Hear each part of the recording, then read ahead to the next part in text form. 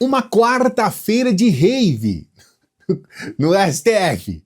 Xandão fritando loucamente. Porque, primeiro, ele liberou toda a investigação da Polícia Federal naquele inquérito que nós falamos agora, recentemente, no penúltimo ou no último vídeo, onde nós estávamos falando sobre aquela ABIN paralela. Mais de 1000 páginas. Não é brincadeira, não. Eu vou trazer detalhes desse inquérito para você.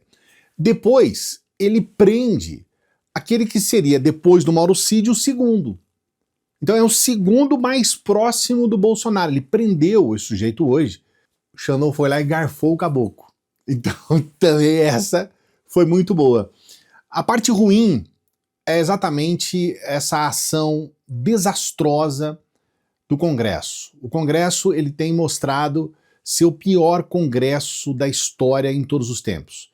Esse Hugo Mota é um fanfarrão, um sujeito que vai enfrentar problemas graves, assim, não vai demorar muito, porque ele tem o rabinho dele preso, né? O rabinho dele tá presinho, e ele também é um sujeito que tem se demonstrado um fraco, um sujeito que combina uma coisa e faz outra, se reúne com o governo, assume questões por intermédio dessas reuniões, depois volta atrás. Então, assim, ele consegue ser pior do que o Lira, e o Lira era uma tragédia, um horror, uma coisa assim... Bom, se você acompanha o canal, você já sabe a nossa opinião a respeito do Arthur Lira. Importante colocar aqui, tá? A Flavinha é, para mim, na minha opinião, a mais importante jornalista dentro do Grupo Globo. Ela se destoa praticamente do Grupo Globo inteiro. E a Flavinha, ela traz uma situação que mostra, na minha opinião, exatamente aquilo que a gente tem falado aqui. O Congresso ele está apostando no pior, ele está apostando na desgraça, e o resultado disso é que porque eles estão apostando nisso para tentar enfraquecer o Lula de todas as formas para eles ganharem a eleição em 2026. Só que em 2026, se eles ganham as eleições do jeito que eles estão fazendo, eles não vão conseguir governar, porque eles estão destruindo o Brasil. E eu vou trazer a Flavinha falando sobre isso porque eu acho importantíssimo, olha só. Absolutamente inacreditável o empreendimento contra o Brasil que o Congresso tem patrocinado nas últimas semanas, nos últimos dias, em particular nesta semana, né? Segunda e terça foram 2 dias, de fato, a serem esquecidos. Esquecidos por quem?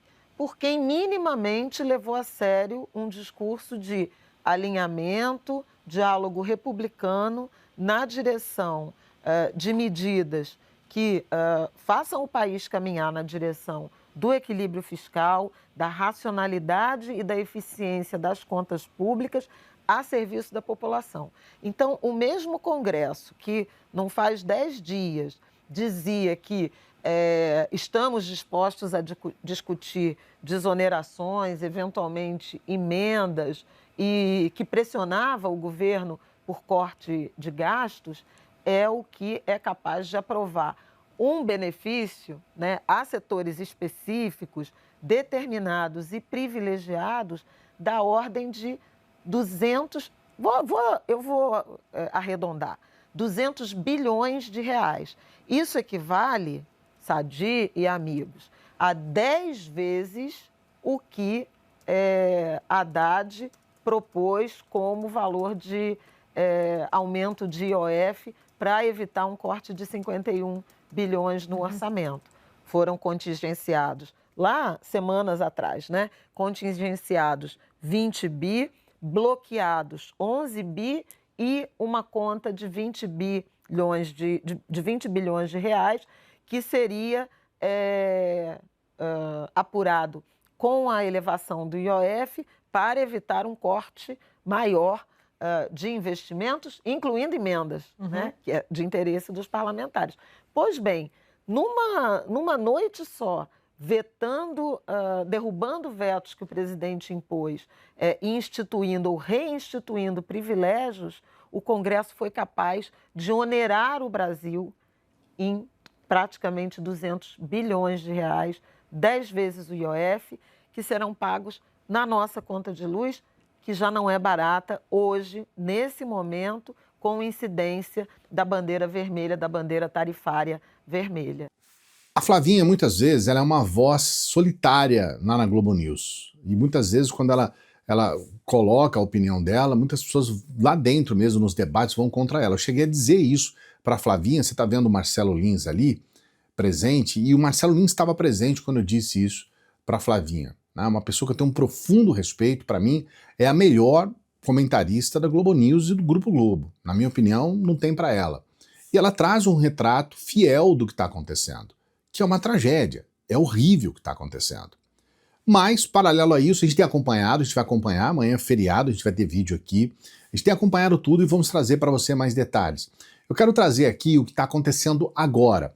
Primeiro foi essa liberação, a quebra do sigilo desse inquérito, que é o chamado inquérito da ABIN paralela. Nós trouxemos aqui os assuntos a respeito e nós vamos trazer mais um pouco de informação sobre o que está acontecendo com esse inquérito. Olha só. O núcleo político, que era composto por figuras do alto escalão do governo da época, incluindo então o presidente Jair Bolsonaro e o filho dele, Carlos Bolsonaro. Esse era, inclusive, o núcleo, segundo a PF, que determinava os alvos das ações clandestinas e que se beneficiava das operações. E a PF classifica como centro decisório. O outro núcleo é o chamado núcleo da estrutura paralela de comando e alta gestão, comandado pelo então diretor-geral da ABIN, que era à época Alexandre Ramagem, e também por servidores de confiança do Ramagem, a maioria policiais federais e oficiais de inteligência. Esse núcleo usava a estrutura física, tecnológica, orçamentária da ABIN para fazer as espionagens determinadas pelo núcleo político. Então tem um grau de subordinação aí apontado pela Polícia Federal. Tinha também um núcleo composto por assessores da alta gestão e que executavam as ações clandestinas segundo a PF. De acordo com a Polícia Federal, servidores da ABIN e policiais federais viabilizavam as operações ao gerenciar contratos, se omitir de implementar controles e facilitar o acesso, por exemplo, a ferramentas como softwares e, com isso, obstruir investigações internas e também externas. O outro núcleo, segundo a PF, era responsável pela produção e propagação de fake news. E esse núcleo era integrado por assessores e servidores lotados na Presidência da República, ou seja, dentro do próprio Palácio do Planalto, sede do governo. E aí, segundo a PF, eles preparavam dossiês, repassavam informações falsas para beneficiar o núcleo político, tudo orquestrado segundo a Polícia Federal. E aí, por fim, o núcleo que foi identificado numa fase mais avançada dessa investigação da ABIN paralela, que, segundo a PF, tentou atrapalhar as investigações.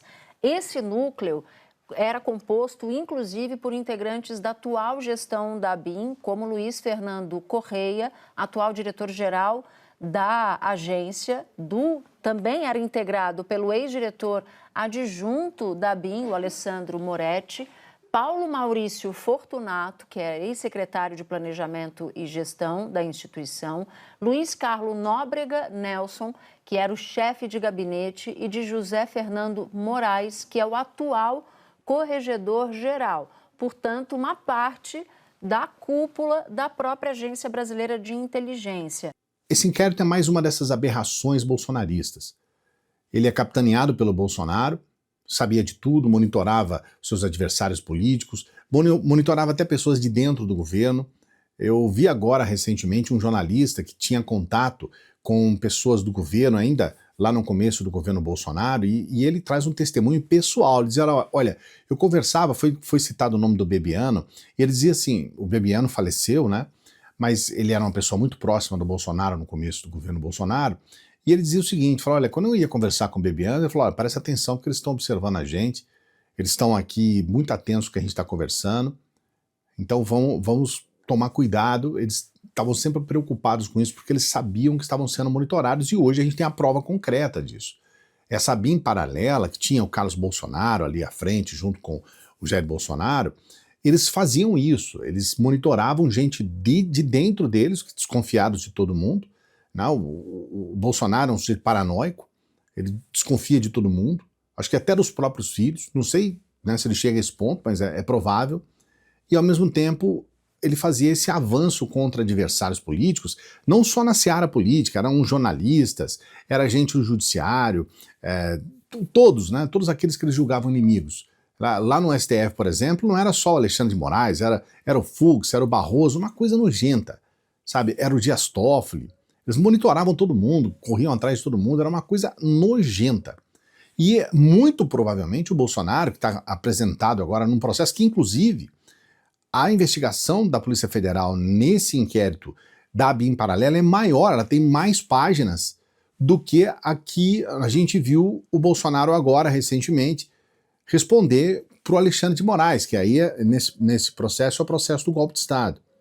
Então essa ainda é mais profunda, ela traz mais elementos, ela pode incriminar ainda mais Bolsonaro. Então eles estão nessa esperança de que vão anistiar o Bolsonaro, de que o Bolsonaro vai ser anistiado ou ter um indulto e tudo mais. Eles vão ter que colecionar processos contra o Bolsonaro, porque esse é mais um em que o Bolsonaro pode ser preso. E ainda bem que a gente tem uma democracia no país, porque senão esse sujeito ia deitar e rolar, se mostrando ser um criminoso, um mafioso, um esquema de máfia, era mafioso mesmo, criminoso, perigoso. Esse é o Bolsonaro e o bolsonarismo, né? E aí a gente tem essa segunda questão, que foi a prisão desse sujeito que é o segundo, é o Mauro Cid, mais próximo, e esse estava ao lado do Mauro Cid. Eu vou trazer as informações agora para você. Tá na cadeia, olha só. É uma decisão que vem num combo, é dupla. Primeiro, decreta a prisão do coronel Marcelo Câmara, ex-assessor de Jair Bolsonaro na presidência da República, era um dos assessores especiais do ex-presidente, é réu na trama golpista, naquela ação penal que discutia a tentativa de um golpe de Estado no final de 2022 para perpetuar o ex-presidente Jair Bolsonaro no poder a despeito da derrota nas eleições, de acordo, obviamente, com a Polícia Federal. Para além da determinação da prisão preventiva do Marcelo Câmara, de acordo com o ministro Alexandre de Moraes, por descumprimento de medida cautelar e grave risco à ordem pública e à aplicação da lei penal, no segundo ponto, tão importante quanto é a determinação do ministro Alexandre de Moraes para a abertura de uma investigação contra Marcelo Câmara e contra Eduardo Kuntz, advogado de Marcelo Câmara. Quem é Eduardo Kuntz? Um dos personagens principais dessa semana. Advogado do Marcelo Câmara, atua na defesa dele no âmbito dessa ação penal da trama golpista lá no Supremo Tribunal Federal e foi quem conversou com Mauro Cid em um momento em que não se podia conversar com Mauro Cid, que havia uma ordem expressa do Supremo Tribunal Federal para que não houvesse nem comunicação do Mauro Cid com outras pessoas, nem mesmo a utilização de redes sociais. O Eduardo Kuntz vai até o Supremo Tribunal Federal de segunda para terça-feira, isso acontece na madrugada, no finalzinho da noite de segunda-feira, apresenta uma ata notarial de 53 páginas mostrando que ele manteve, entre 29 de janeiro e 13 de março de 2024, conversas com Mauro Cid por meio de um perfil no Instagram, @GabrielaR702, em que eles mantiveram conversas diárias nesse período. Um Instagram que foi criado de acordo com ele justamente para essa conversa. A gente trouxe aqui ao longo do dia de ontem os principais trechos dessas conversas, os principais áudios, os principais vídeos, as principais mensagens trocadas e depois disso apresenta essa ata notarial com um documento intitulado Defesa Prévia ao Supremo na noite de segunda-feira, com o objetivo expresso de derrubar a delação premiada do tenente-coronel. Uma delação que foi fechada em agosto de 2023, validada pelo Supremo Tribunal Federal, resultou na soltura temporária, provisória de Mauro Cid. Ele fecha o acordo de delação, conta o que sabe a Polícia Federal. De acordo com esse documento enviado ao Supremo, o Eduardo Kuntz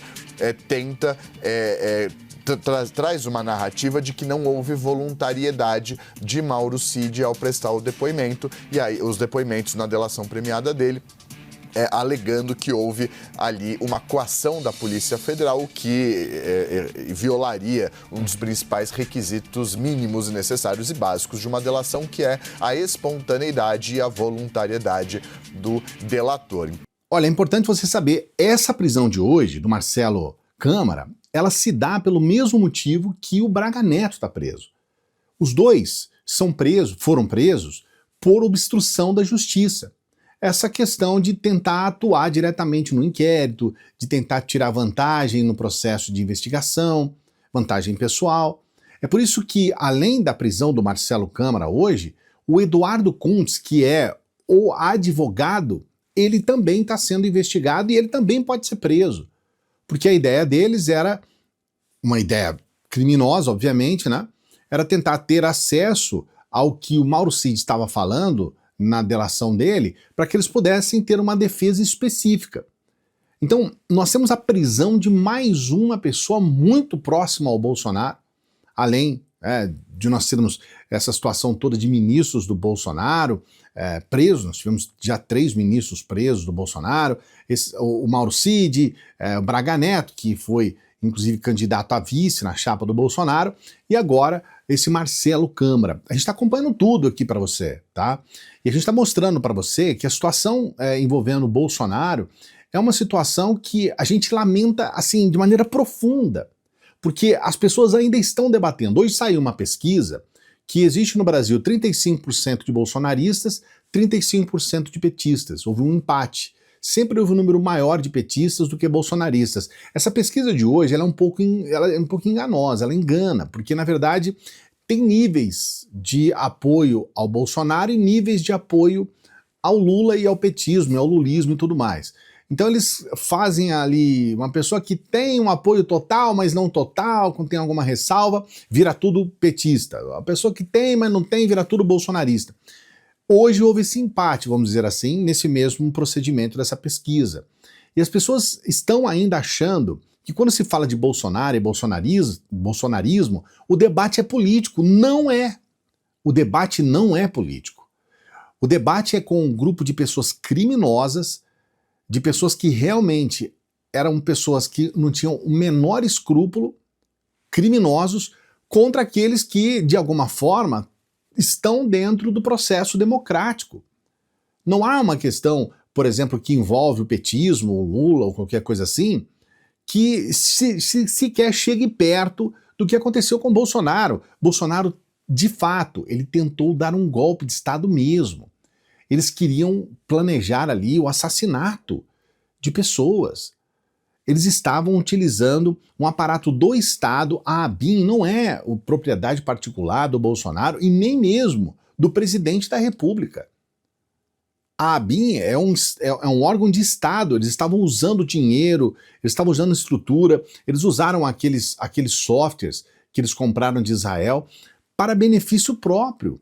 E não só isso, sabe? Não é só uma questão, vou me beneficiar. Não, eu vou ferrar mesmo. Eu vou ir para cima. Então, nesse processo da ABIN paralela, por exemplo, mais de 1.100 páginas, tem ali uma estrutura criminosa, uma organização criminosa que investigava, depois criava fake news, depois era o chamado gabinete do ódio de uma maneira bem articulada. O que você acha a respeito dessa ação desses criminosos da extrema-direita? Coloca aqui nos comentários, não se esqueça de dar o like no vídeo, o seu like é muito importante. Se inscreva no canal, faça a sua inscrição no canal. Dá essa moralzinha aqui pra gente, faça a sua inscrição. Aproveite a oportunidade, amanhã é feriadão, você tem um dia aí para descansar. De repente esse dia você pode usar algum momento do seu dia para estudar um pouco sobre a possibilidade de você fazer parte dessa escola de negócios. É uma escola que tem ensinado pessoas a trabalhar na internet apenas com o celular. Você não precisa de mais nada, você só precisa do seu celular. Você pode trabalhar onde você quiser, no dia que você quiser, no tempo que você quiser, na hora que você quiser. Pode trabalhar de madrugada, de manhã, de tarde, de noite. Você pode trabalhar sentado no sofá da sua casa. E tudo isso apenas com o seu celular. E eu falo tudo para você no WhatsApp aí do seu celular. Primeiro comentário fixado. A gente também está fazendo um pedido para as pessoas que gostam do nosso trabalho, querem que a gente leve adiante o nosso trabalho. Nós estávamos precisando de 100 pessoas. Agora nós estamos precisando de 30 pessoas que possam fazer uma doação de R$80 ou mais. Tenho que agradecer muito as pessoas. Muitas vezes eu fico emocionado mesmo de ver o carinho que as pessoas têm com o nosso trabalho. Porque a gente vive disso, eu vivo do canal. Tá? Eu vivo desse trabalho aqui. E a câmera é a nossa ferramenta. Eu perdi a minha câmera anterior e eu preciso continuar trabalhando com qualidade, levando material de qualidade para você. E a gente precisa pagar a nossa câmera nova. Então, se você puder nos ajudar, eu prometo para você, eu sei que as pessoas se aborrecem com isso, então eu vou pedir só essa semana, mas eu preciso de ainda 30 pessoas que possam fazer uma doação de R$80 ou mais. Se for você, eu vou te agradecer do mais profundo do meu coração. Quero aproveitar para desejar um bom feriado aí para você, uma boa quinta-feira. Daqui a pouquinho a gente volta. Salve progressistas, eu sou o Clayson. Nosso Pix está aqui para você fazer essa doação. Faça essa doação para a gente, tá bom? Faça a sua boa ação aí de feriado. Daqui a pouco a gente volta. E se você gostou desse vídeo, você também vai gostar desse vídeo aqui, ó.